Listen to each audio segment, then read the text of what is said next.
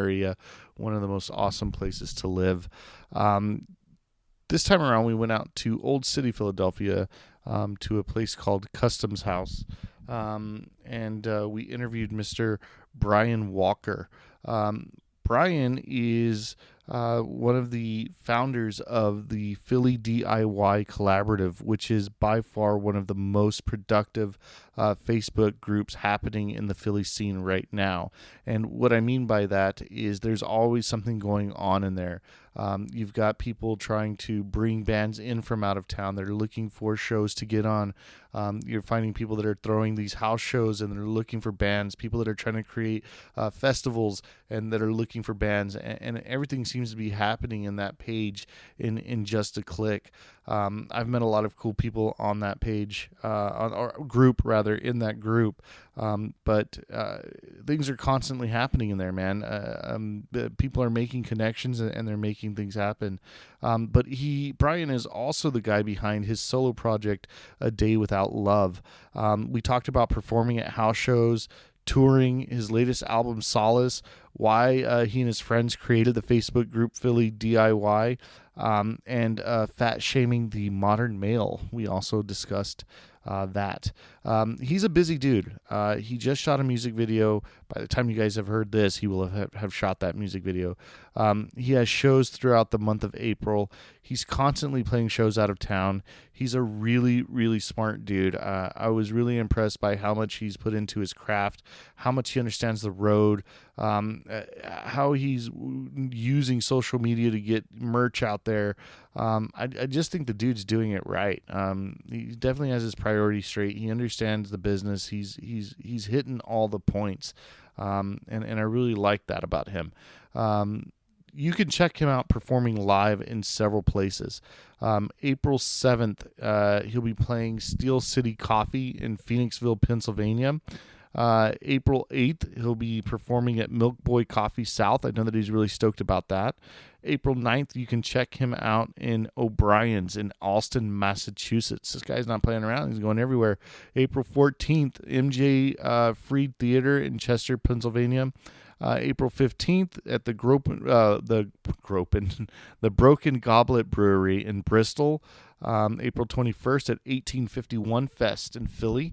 And April 22nd, he's trying to make something happen in Taunton, Massachusetts. It's not there yet, but knowing this dude, I'm sure he's going to make it happen. He also has shows throughout May and June.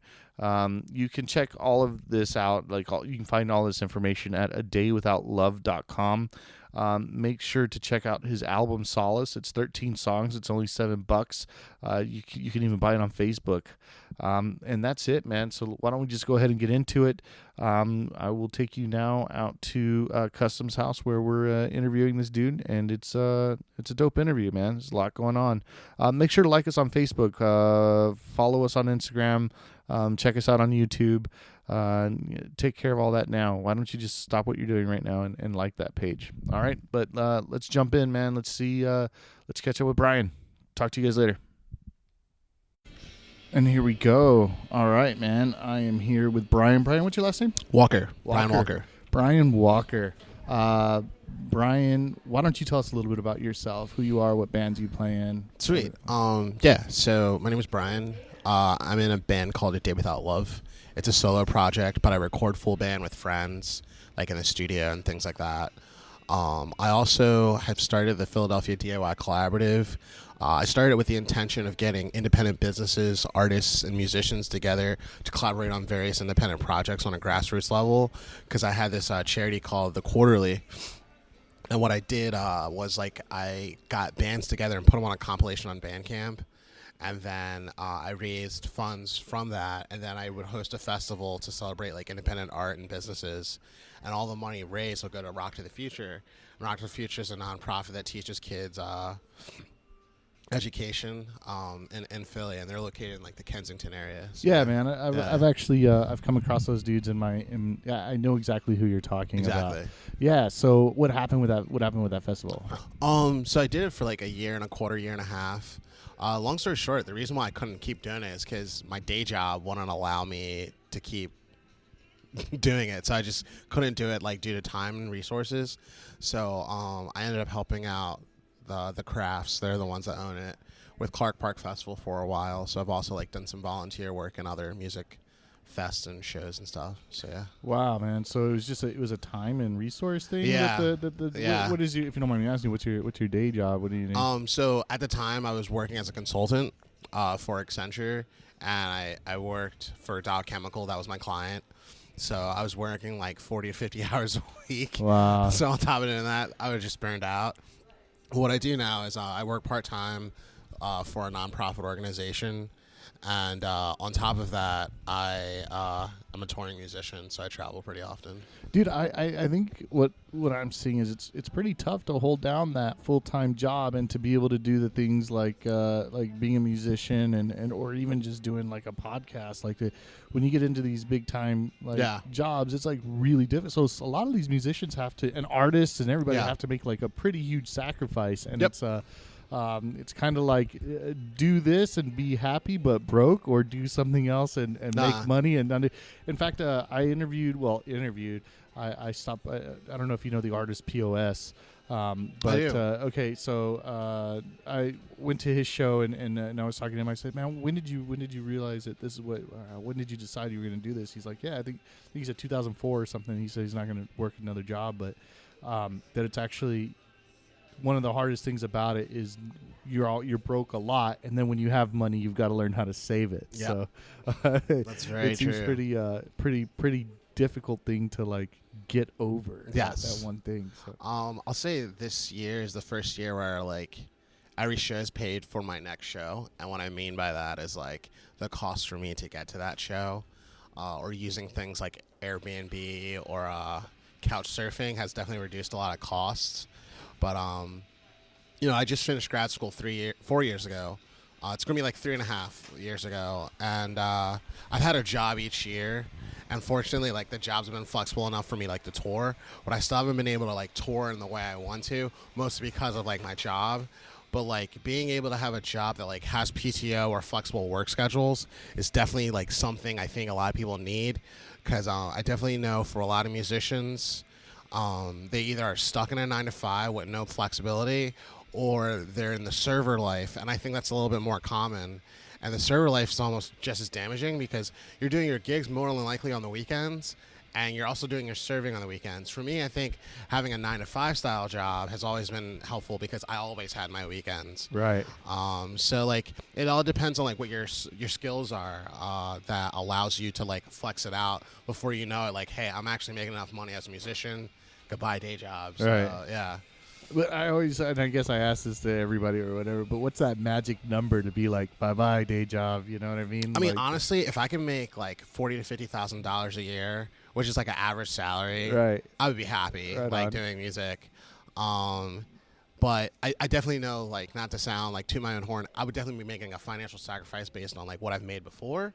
But it's kind of like as long as I could live a middle class lifestyle, because I think a lot of times there's that whole belief that like until you make it big time, and I was like, well, what's big time? Exactly, like what is big time? Like, do you really want to be like Mr. Rich Guy, like P. Diddy or something like that? Like, I don't want that. I mean, if I had it, I would honestly be having like a ton of nonprofits, like just to help society. Like I would do things like Chance the Rapper did. Oh god, that was amazing, dude. That was amazing. Like that's the I wonder where that money's going to go to, and if it's going to go to waste. So I am a little bit dubious about like.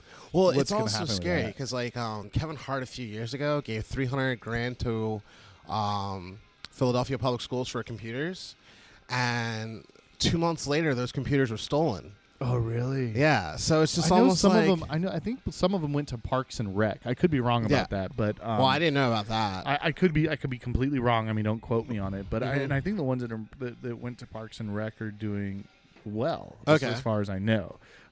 But yeah, it sucks when you get a dude makes a donation and then your stuff gets jacked. Exactly. Like, that's not cool. Yeah, not cool at all. I want to talk about your Philly DIY Facebook. Oh yeah, for sure. Group rather. For sure.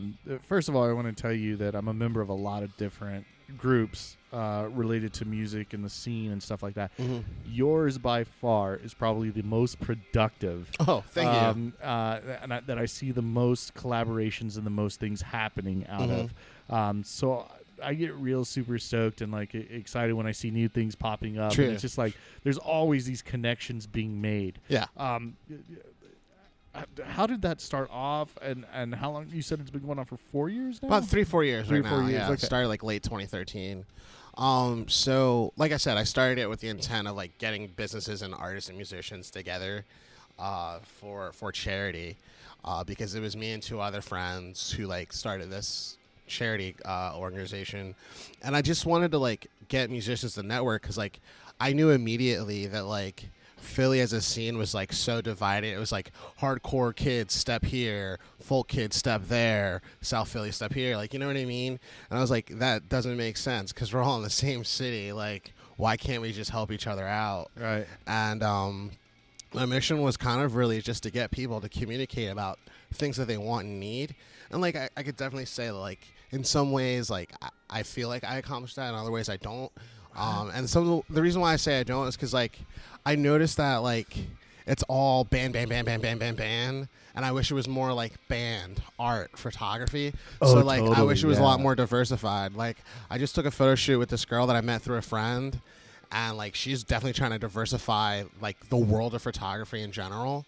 And I was just like, yo, how cool would it be if there were like aspiring models or like photographers like getting gigs through that group or actors. So it's just like kind of like I wish that there was more collaboration in the DIY scene in general, and I guess that really comes from my hip hop roots. Like that's what I was born and raised with, and like every week you hear like some rappers collaborating with this artist. For real, yeah. And I kind of just wish like the punk scene and the DIY scene was more about collaboration than like these ethics, and there's no book.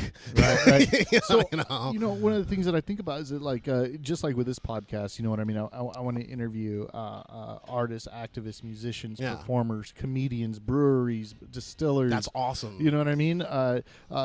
Basically, anybody who makes this city what it is, and that has some connection to Philly or like the surrounding Exactly. area. You know what I mean? And I think that maybe it's just an idea, or I don't know, maybe you have, or have you invited comedians into that group? Have you actively sought out like those comedians and those filmmakers and stuff like that to? I've done it in piecemeal process, like Right. if I meet someone, but I definitely know that there are like comedian only groups. There are. And that's like they're just like, well, this is our territory, and I was like, okay. All right. So, and I think that's a little weird because like there's something I've learned as like a musician is like when I was starting out, I used to feel like Philly was it. Like my goal is to play Union Transfer, and then I've won the game. And the reality is like that's putting yourself in a bubble. But if you travel, if you collaborate, if you see the bigger picture and like let your bubble spread more and more and more, you become more open to collaboration instead of thinking of like your art and your network is my turf. You know? Like, Right. I think that's cool to have like a home base or like core friends. But when you think of things as like my turf, I won't go on this other side. You kind of like cripple yourself. Like you're alienating yourself from the possibilities of like creating and opening up your mind. So just keeping up with the page, you know, when I'm keeping up on it, I see that you have done a lot of that breaking out of the box and going Yeah. and traveling. And so what have those traveling experiences been like for you?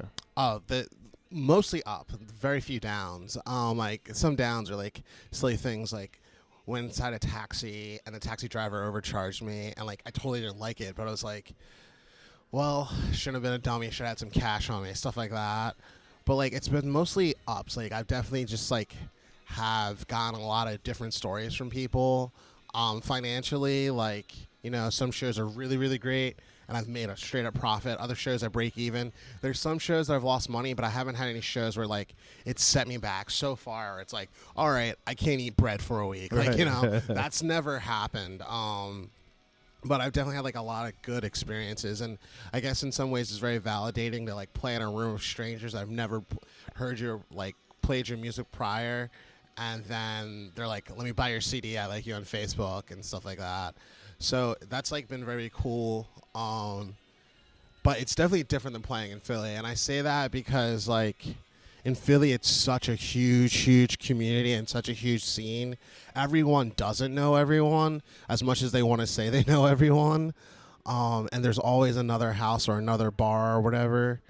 And I guess what I'm trying to say here is like, it feels like on the outside, Philly is like this mecca, but on the inside, you're just one of another show. Does that make any sense? Oh no, totally. Whereas like when you play in like a small town or like another city, you are the shit. yeah, that you night. are the show. Right. Exactly. So it's like a different vibe, if that Right. makes any sense. So getting back to these house parties, dude, I cannot wait. So I haven't been to one yet. Yeah. All right. That is on my like to-do list Okay. immediately. Is I definitely want to get out to one of these house shows. Mhm. Yeah, man. So I think your group really does a good job Oh, of thank you. doing that, man. Thank you. Because I'm seeing them all the time now. Yeah. It's like, wow. Is that something that's like common, like in the winter, or is it like The is house it- shows? Yeah, is it always? They're Is it- they're pretty much ongoing. I would say they kind of take a little bit of a lull, July to like mid-August, because it's really hot. And basements get hot, and it's just not safe. I've played a few summer basement shows and probably lost a pound or two. Right. You know, so it's just like a safety hazard. But generally, they happen like throughout the year. Some houses are run by college students. Other houses are run by like working class citizens. So And do the all cops? theirs. When I've seen stories, yeah. So what's like the cop situation? Like, how do they handle that? How is Cool. it like the? I haven't been around the cops which shows in like 2 years, but I definitely have heard some nightmares, and it varies. It all varies. Yeah. So like, how is that regulated versus being a venue or like I don't. So is like, it it just depends like on, it's a party at my house. It eat a depends dick, on or- how serious the cops wants to take it. Like some cops will just say, "Hey, you need to turn it down." Other cops will be like, "I need to see what drugs and alcohol are being done here." And that all, like I said, again, that depends because there are. I mean, because I say because that kills the show. That means Exactly. there could possibly Somebody be might nothing get going a on. whole citation. You know what I they mean? Might go to jail. There could be nothing going on, but then like the fact that they're killing the vibe of the show, they're like Exactly. going in there and doing that. So it always varies. And like for me, when I play solo, it's much less of a problem. Like no one's gonna call the cops on like a room full of 50 people and an acoustic dude because you don't even hear. You never Right, even hear what's right. happening. But like doing the full band thing, it's definitely like a huge risk to play in a house sometimes. Do you have any good house party stories? Like involving cops? No, it doesn't have to involve cops at all. I mean, it's just Okay. just an awesome house party story. Well, yeah, I'll just tell the most recent like house style show I Kill played. it. Let's hear it. I played in Rochester, New York, and like half the city had no power. So on Facebook it said like 15 people were coming, and I was like, all right, I traveled here for nothing. And then the room filled out with like 50 to 60 people. Like I definitely made my money back. And it turned out everybody came because they had no power and they needed warmth. And it was just like really cool, like to get to know the Rochester community, and like I got to try out a garbage plate and stuff like that. So like I've definitely had like a lot of experiences like that. I've also like played in Virginia at a house once, and there was this guy talking about like I don't want anyone making out with anybody, and then two people were making out right in front of him. So that was like really funny. What So, did like, he do, or he just? He didn't do That just seems anything. like an odd request. Yeah, that's the other thing about houses. Like, each house comes with its own personality and rules, and like sometimes people just don't want certain things happening. And like, I played at Alex G's house, and Alex G's like a musician, and he collaborated with Frank Ocean, and this girl really needed to go to the bathroom, and she didn't want to wait, so somebody said like, hey, the door you're knocking on is in the bathroom, the door is here, and someone's in there, and she's like, I don't believe that, it's this door, and she tackled Alex G's door and broke it. Yeah, it's really crazy. What was the aftermath of that? The party ended. Oh, really? It was Yeah. just like It was everybody just like, out. oh, like, Forget you this. gotta leave. Yeah. Wow, man, that's Yeah. awesome. So you've done a lot of touring, man. Like, Yeah. Are you what?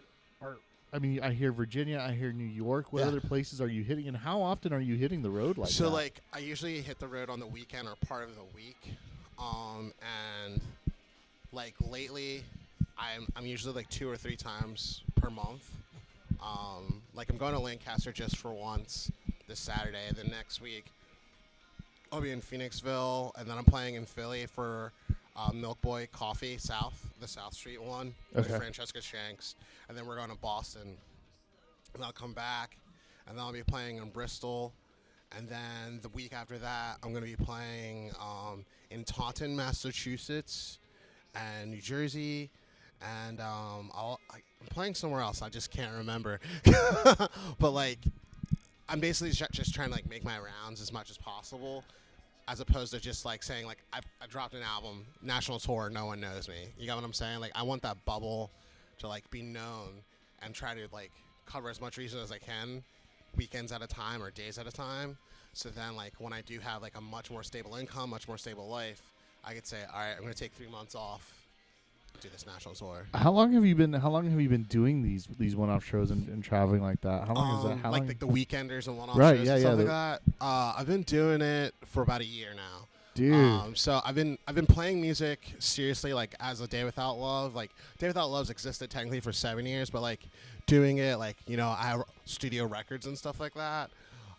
That started in 2013. So A Day Without Love is like a studio project, 3/almost 4 years old. But as like a touring act, it's about a year and a half, 2 years old. So And it's just you by yourself. most of the time, I had a band, but like you know, lineup changes happen due to like work-life conflict. That's a real thing in music. But like I do have a piano player that plays with me. Like next Saturday, he'll be playing with me, or should I say this Saturday, depending on when this gets released. Like, Right, yeah. right. Yeah, like Saturday, April 8th. So yeah. Okay, cool. I'll try to Yeah. make sure it's out by then. All right, for sure. Thanks. And then, so just so you know what happened on my, so thanks for letting me post in your group, by the way. Oh, yeah, no that's problem. Helped out a lot. But I kind of like bought some extra time on Libsyn, but if I don't use it all by the end of this month, Gotcha. then like I lose it. Right? Gotcha. So like I just feel like a waste. Like you know, I only got to do one interview this month because True, the work-life true. conflict. You True. know what I mean? Yeah, it's a very real thing in music. And so, and I'm trying to like figure out how I can do this more. I'm thinking maybe finding a place that's by the office and saying, hey, you know, maybe a house or somebody that's there, True. the musician, and say, I'll give you $50 a month to let me do interviews here True. once a week or something, True. and maybe they'd be down for that. But so. What I'm saying is that what I'll probably do is just release it on there and then promote it when your show's Cool. coming out, kind of like do Cool. it that way. And for anybody else that's on the podcast, Cool. from Thank now you. till then. Thank you. But yeah, I try to promote pretty much anybody that's on. I try to like True. help pre-promote that show. True. So, True. But yeah, man. So these experience, are you going with other people? Are you taking other people with you on the road with it you? varies. I could definitely say it's like mentally, emotionally taxing sometimes. But like, for example, a year ago, I traveled across like Penn State. I mean, not Penn State. Well, I did go to Penn State, but I traveled across the state of Pennsylvania for 4 days in a row. You went to Penn State, like you went to school there? Or you Yeah, like, I did go to Penn State for school. no joke. And I played there too. Oh Multiple man! times. All right, what did you go to school for? Just curious. For my undergrad, I went to school for psychology, and my master's was in industrial organizational psychology. But at Oh, Penn so you were in it to make the big bucks. I guess Yeah. when you're looking at like training and training, like, organization, and stuff. And like I already foresaw, like if I get this degree, people that have those types of jobs have flexible schedules, and like I already met people that were touring musicians that still made. That's like, so smart, dude. Yeah, That's so so, smart. yeah. You know, so I can live and play, right? Exactly. That's awesome, Yeah, dude. but yeah, back to like the original thing. Like for example, the 4-day tour that I did with one person, she collaborated with me on my current record, Solace, and we were friends from this club called Songwriters Club. So we just did a 4-day tour, and that was it. So I like teamed up with songwriters. My very first tour ever in life, I teamed up with a pop punk band, and I thought tour was about getting drunk, and I puked a lot. Oh, really? That was not good. I wasn't good at all. And then I learned that's not what you do on tour. But I don't think everybody's gotten that memo yet. Buddy. yeah, no, and it saves a lot of money when you don't. Right, drink. absolutely. But I've definitely like done tours where it's just myself, like the Rochester tour, because I was in Chester, PA the day before that, and I was in another town the day before that. So that was like a 3-day run. I was just by myself, like going place to place. So like you learn how to be like social in very unfamiliar situations, if that makes any sense. So like I said, it all varies. So yeah.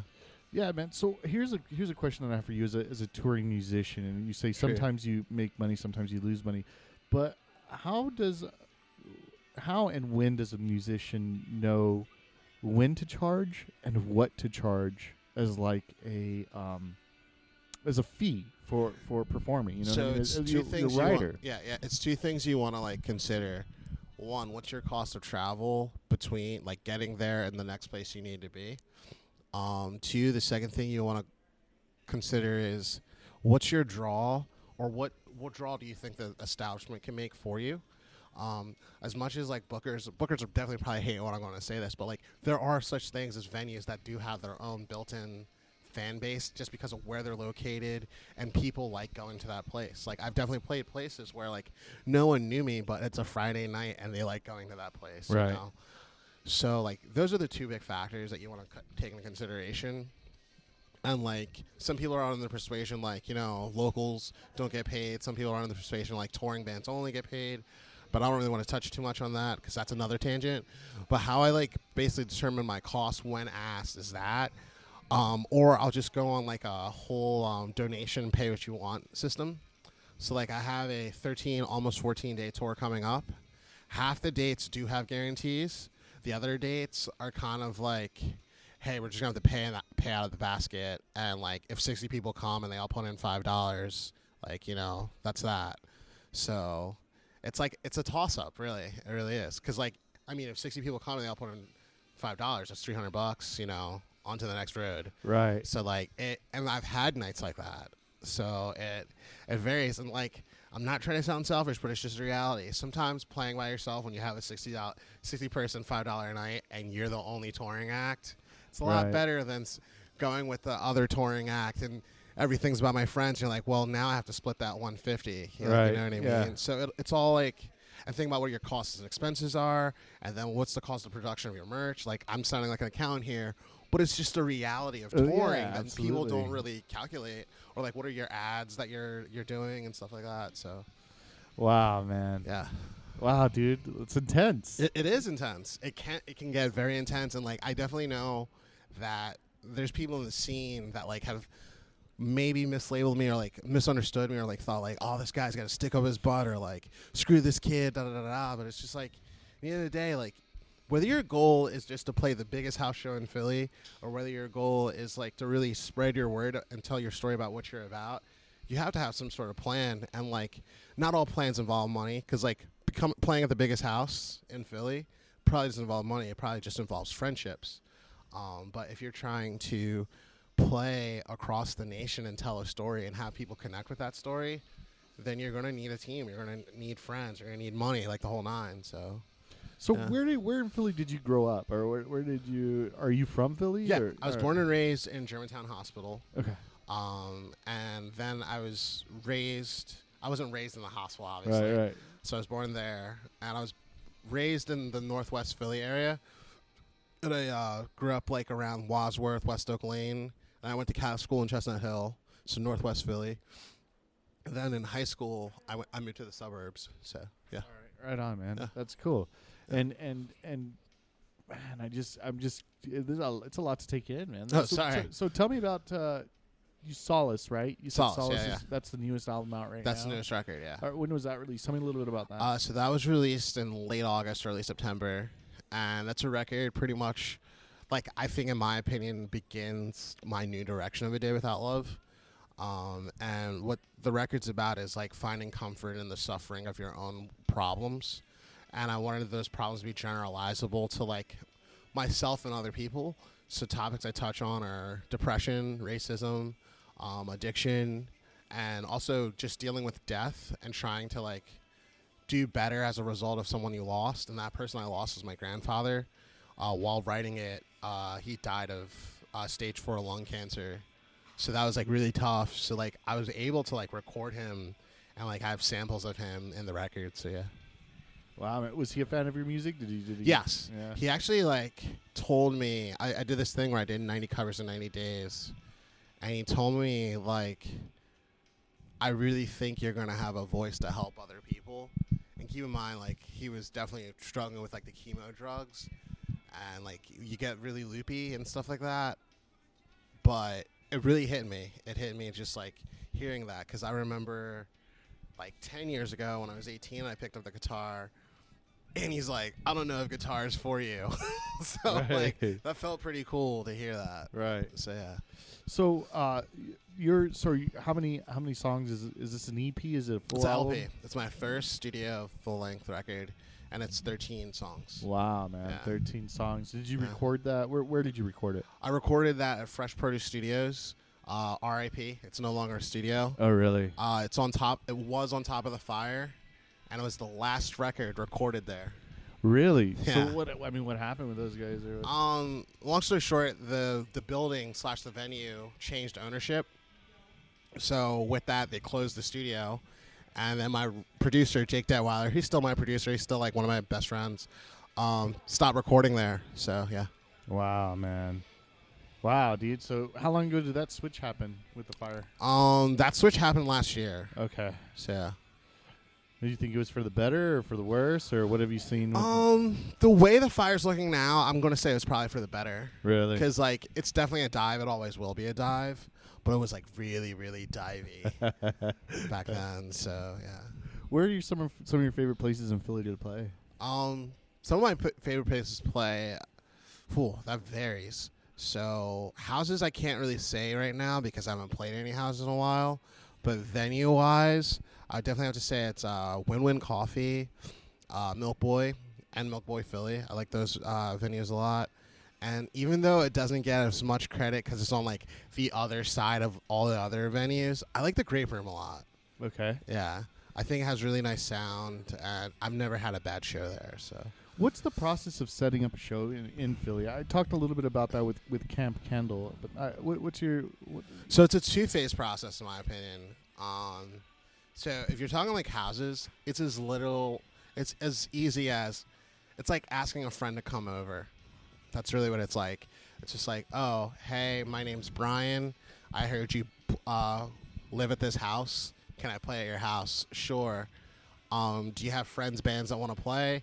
No. All right, I'll get some other bands to play, and then that happens. So do they charge? Do they charge at those Charge shows, at the or- door? Some houses will just flat rate say like $5 at the door if money goes to the touring bands. If you come with beer and have no money, you'll be turned away. Or if you no one will be turned away for lack of funds, So it's like a 50-50. So like that's kind of like the pro and con. So if you have beer but have no money, you'll get turned away? You'll get turned away. Whoa. But if you have no money, they won't turn you away. So that's the whole 50-50 thing that shows is you might play to more people, but it's not guaranteed that, one, they'll listen because they could be really drunk. And it's not guaranteed that you'll get paid that much because it's also possible that a great amount of those people out of there didn't pay. Gotcha. So that's where like you always got to think about that. Now, on the other hand, you have venues, and they have different models. There's some venues that are just like, hey, we'll do a door split, like a 50-50, 60-70, 60-40, it all varies. Or you have to pay, the house has to get paid, say, like $100, and then anything after the house, the band gets. So $100 does sound like a lot, but if they're selling tickets at $10 a head, that's just 10 people. So Right. it all varies. So if you have like 4 bands and every band brings 5 or 10 people, then getting above $100 should not be that hard. So I think that's always been like the crux of being in a band is that Yeah. you haul all this equipment out there. I mean, you put all this time into practicing. You do all that. You haul in the like, I don't know, hundreds of pounds of equipment. I mean, when you Sure. add it all up, the amps and the drums Sure. and all this stuff. And then it's like, and then at 2:00 in the morning, you got to tear it all down. Yep. Then you got to take it back to whatever facility because you're not taking that to work in the Yep. morning. No. And then for what? What did you played to 30 people and Yeah. and made $0? Yeah, it's a very hard thing to swallow up. So what are some of the easier places to book? And do you ever reach out to people that are not known for doing shows or for accepting shows? I mean, Are you talking about artist wise or booking wise? so like, do you ever go to like a venue like I don't know, just under the L, or that's not known for doing shows? Is it easier to work with some venues than it is with others? Yes, it definitely is easier to work with. Some venues are extremely exclusive, almost to the point where like emailing them or even going to their venue itself or a phone call, it's not happening. Like you have to be asked. You're in the secret punk club. Like Okay. if you get invited, good. If you don't, whatever. Right. Like I played at Underground Arts, and I still think that was like an act of God. That was amazing. Got to play in front of like 100 people, but I definitely always try to keep an open ear to new music and new places. I can admittedly say right now, I'm not entirely a fan of a lot of what's happening in Philly musically. Like, and I say that because I'm just not a fan of what's happening in rock music right now. A lot of it's like that twee pop nursery rhyme rock. Okay, wow. And I miss stuff like the Death Cab for Cutie, like where rock sounded like music, Right. versus just like let me play this out of tune guitar and mumble a little, kind of like rap, Well, I feel like there's not. I feel like, aside from you have PNB Rock and you got Meek Mill but I don't. And maybe I'm just not looking in the right places, but I feel like I'm not getting that Philly hip hop. No, and it's like- funny. like There's an article love. in here No way, Yeah. is it really? talking about Philly hip hop scene's coming. Stay tuned. It doesn't really say much after that. Oh, really? Is But, it though? Like, yeah. I mean, do you know any artists that I should be looking out for? Because I'm so In the like, hip geeked hop out. world, I can't say anything, but I could say a DJ, and this is kind of a plug, just simply because I collaborated with him, but he's insanely good. I would say DJ Shizlo. I just did a record with him, played guitar on his record, All right. and he's playing Firefly. So, yeah. Cool, man. But yeah, like I just gotta say that like I do always try to keep an open ear to like what's new in the scene or what venues are in the scene. But lately musically, it all sounds the same to me, and I'm questioning myself like am I jaded, or is it that like just this era of music is not a phase that I like, and I'm just Right. writing my own stuff, So So- who are some groups that you're fans of that you like to play with often? Like locally. Yeah. So just some band friends locally that I've played with in the past that are really good. Are Kyle Bosler. I definitely just became new friends with Moon Days and Indifferent Sounds. They're really good. I really like Kate Dressed Up. She's an insanely good musician. Loot Pedal, songwriter. Liz DeLise is a really good musician. Elaine Rasnick. So I'm probably sounding like a hypocrite now. There is a wealth of musicians I like. Right. But like a lot of the new hip stuff, not so much a fan of. Abby Reimold, we actually did a little weekend diddly together. She's kind of famous now. Right on. So that's another person. So they're mostly songwriters. If you can't like pick up, band wise, I've played with Larry Notter. I've played with Ringtail Howitzer. I played with Sister City. I played with When Ships Collide. Played with Sonder. So I've played with a lot of people really in the scene that I'm a big fan of. So like, I guess you could say it's like 30-70. 70% I love. 30% I'm like, I got eh. Yeah, I hear you. But I think 70 is still pretty huge. So yeah, I still love my city. So yeah. So what's your end goal, man? What is it that you're hoping? I mean, So- what do you want to do? I have two main goals. One is to write a collection of stories/albums that are creatively different, but the common denominator is to talk about different struggles. So now I'm writing a record called Diary, which is a series of B-sides from the last record, as well as songs that deal with kind of like modern today problems. Like there's one song that I have like in a cappella that talks about like safe space hypocrisy, which is basically like people that say we're a safe space, we accept everybody, but in practice they don't. Or like I have another song that talks like I have like samples of like things that I'm going through. It's kind of written kind of like a biography, but more like a diary. That's what the Right. record's called. Another thing I want to do is like make a mixtape where I work with different producers. But songwriting wise, I want to start from the scratch with the producer. So I just want to do that out of curiosity. So consider that like a side record. But thematically, I kind of just want to talk about like my weight loss because I lost 46 pounds last year, and I want to lose another 44, so a total of like 90 pounds, and Whoa, like write dude. about like male body image and like what that meant for me as a record. And after that, I don't know yet. I feel like dudes get the we kind of get the shaft, so to speak, Oh, when totally. it comes to like a lot of things. And I get feminism. I get I'm not taking anything away True. from that. But I'm saying when you just talk about like body image, like Mhm. man, it like sucks going to the beach or whatever. You're Oh, like, totally. oh man, I got Biff the meathead over here. You Wow. know what I mean? But even things like child support, and I Yep. don't know if you know any, but there's just so many like we don't. Maybe I don't know. Maybe I don't know if complain is the right word, but it's like it definitely doesn't get talked about as much, and it seems to be like swept under the rug a lot more than. Yeah, and I actually came to this new revelation, and it has to do with like toxic masculinity and just expressing yourself as a male. And I think it's kind of not hypocritical, but more like conflicting, and probably confuses a lot of guys. Definitely confused me is we don't like male. Like the dialogue will be, we don't like male. Toxic masculinity, not male toxicity. That's a different. I don't even know what that is. Okay. We don't like toxic masculinity because males should not express themselves. And then on the alternative, to reduce toxic masculinity, males need to express themselves.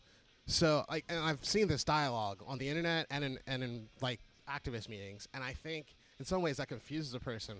But what I think people are really trying to communicate is reduce male aggression. All right, that's fair. And that's understandable. Like, no one likes the guy that's punching people and punching their chest. Yeah. You know? And at least what I want out of this record really is to talk about how it was hard for me to want to take off my shirt. I still have that difficulty. Or it was hard for me to, like, feel safe in my skin because I'm exposed to, like, seeing nothing but really skinny dudes on shows like The Bachelor or dating shows or in TV and media, or like even when you walk down the streets of Philadelphia, there's not men that look like me by skin color or like body shape right. dating anyone. So like I guess it's kind of like a self-discovery through weight loss type of record. And I think a lot of men go through that but aren't willing to talk about it because either A, once you do, you're considered entitled, you're considered like rude or sexist or whatever. And really, at the end of the day, I think regardless of your non-binary or your cisgendered person, people want to feel validated and loved and accepted. And what the definition of acceptance means for you might be different. It might not be developed in weight loss. For me, weight loss has a lot to do with like my acceptance and validation of myself. But for other people, it might be like I need to have 5,000 Facebook likes. Right. That'd be a hard thing to like really like achieve. But like everyone has their own definition of like what makes them feel validated and loved. And some people are aware of it and some people aren't aware of it. So like that's my goal with that record, to like talk about myself but really apply it to like other people's issues. Wow, man. So yeah. That's different. Yeah, You know and what I mean? think it's different mostly because I'm a man. Because I'm pretty sure anyone that listens will be like, "Whoa, a dude just said that." I was Like, gonna say if but you you were know. if you were doing it about feminism, I mean, you'd probably Yeah. have 100 people at your shows. You know what Yeah, I mean? And, true. and like the see- reverse of it, that binary opposition is like, no, dude, I'm a dude, and like, I feel the same way that feminists feel. maybe, Yeah, you know, yeah. I don't know though. Sometimes I feel like it's overwhelming, all of it. Like, I don't know, like the safe spaces and the different things. It's kind of like, where did we, or maybe I was just not cognitive of it. but, True. like, where did we? When did we stop being human to each other? True. You know what I mean? It's like a witch hunt in some ways. I almost feel like it Yeah. was, but I don't know if we're on the same degree with the witch hunt, but maybe we are. But it's like constantly looking for something to be offended about. Yeah, Is that- that's exactly what I'm saying. Okay, yeah. So it's like, and that sucks, man. And like, that's a difficult thing to deal with. So True. I'm happy to see that like somebody's kind of in their own unique way, like Yeah, because navigating that. I definitely consider myself a feminist. I'm not saying this like as a defense thing, but like I kind of feel that finding a need to find a problem with everything in the world with no resolution doesn't really show that you have a problem. You have a resentment towards something that you're not really understanding about, right? or addressing. Right. Because I could definitely say there's things in my life I've been mad about. Like I could play the card of saying like I'm black, F the world, everything's crazy, everything's racist. But the underlying problem is maybe I'm insecure with my own racial identity, and like that's not the case. Right. But it's definitely something that I think people of minorities go through, and it's a different issue at each time. And I think what you're addressing does make things confusing because when you complain about issues that people aren't even involved in, it's hard for me to even relate or even want to help someone. Right. So like if you say like, you know, because of coffee culture, I can never sleep, and that's very offensive to my insomnia. Like, you know, a person that doesn't drink coffee at all just won't know what you're talking about and might feel really weird. Right. So I think the dialogue on social justice, the dialogue on communicating like how to treat people equally, it's good, but I think it needs to be more solution driven and less isolation driven, because when you isolate, point the finger, nobody wins. So I'm gonna give you an just you're talking about your own weight loss and stuff like that, and we're talking about kind of like reverse masculinism. I don't know what you would call it. I don't know what the word is either. So yeah. We need to fight for this, Brian. We gotta have a word so that we have our identity. We gotta come up with something here. But I think what you should check out is maybe you already know about it, but Tom Segura. He's a comedian, and Bert Kreischer, also a comedian. So Bert Kreischer came out with something that said Tom is fat, and then Tom came out and says Bert is fat. And so people constantly find these guys on the street, Bert's fat or Tom's fat or whatever. So they ended up having a weight loss challenge. You know what I mean? And so like working with trying to beat each other out for this epic prize, like to go to like Paris or I don't remember what it was, but Ari Shaffir was involved. He was the one that was betting that neither one of them was going to lose weight. But I just think that you should, the gist of it was that fat shaming helps. It was like an odd thing, but it can help for some people. Maybe I don't know. And for others, it doesn't. But, and that's. But getting back to that point, that's what I mean by like it all depends. Like this culture we're talking about, and I think most people will call them social justice warriors. Is you can't police the way people communicate and consider that applies to all people. Because just an example with Bert and Tom, Tom, right? Yeah. Like fat shaming helped them motivate to lose weight. But on the other end, this is me being Mr. Psychologist here, Bert and Tom might have some serious self-esteem issues and might gain weight. So I didn't mean to challenge you there. No. But it's just like that. I think from what I've told, what I've seen, man, it doesn't look that way. It looks like they've been like very much. Seems like they're motivated, but like for me, I would love to be Bert and Tom. Like I totally would. Like if I would love to have a Tom, and I would be Bert because Brian Bert, and compete with somebody to lose weight. Right. But like, I guess what I'm trying to say is like I think feminism, equality, humanitarianism, whatever you want to call it, it's not about policing the way people communicate. It's more about understanding what someone wants to be treated and how they want to be communicated with. And I think for the music scene, I think for American society, I think for crazies like Donald Trump, I think if we just opened up our ears a little bit, I mean, as a musician, I always have to keep my ears open. Like, we would do a little bit better in our judgment, our discernment of others. But getting back to Bert and Tom, I think that was a fantastic story. I think you should definitely check it out. Yeah, I definitely will. Joe Rogan podcast. I know Google Joe Rogan is. Yeah. So if you just Google that, and then you'll be able to see, and you kind of get the backstory and stuff like that. True. So just adding to your point there is that I've always been told you have 2 ears and 1 mouth, which means you're supposed to listen twice as much as you speak. Yes, so, I like that. So you might want to you can take that one. Yeah, I like that a lot. Let's talk about show dates, things that you have going on, sure. CD release, where people can get a hold of you. For sure. So playing in Lancaster tomorrow, but locally in Philly, I'll be playing at Milk Boy South on April 8th. And then I'm playing a festival. That was the other thing. I'm playing a festival at St. Joseph's University. Okay. And I believe that is on April 22nd, I believe. Okay. That's on my Facebook page. You can look at all my tour dates on my Facebook page or on my website at daywithoutlove.com. You could also hear me on Spotify as A Day Without Love, iTunes. You can download my music on iTunes, Apple Music, Bandcamp, SoundCloud, the whole nine. Hit up So, that Philly DIY group Yeah. page because it happens in Yeah. there, man. It goes Yeah. down in that group for Yeah. sure. Yeah, it does. Anything else you'd like to add? This is a really good time. Right on. Definitely check out Francesca Shanks. She'll also be playing with me. She's from Massachusetts. She's coming down, and the show's free at Milk Boy South. Killer. So, That's yeah. my favorite price. Yeah, yeah. Awesome, man. It's everyone's favorite price. All right, man. All right, sweet. Perfect, Brian. Thank you so much All for right, your sure. time, dude. You Really too. appreciate you. All right. For sure. All right, man. Thanks a lot.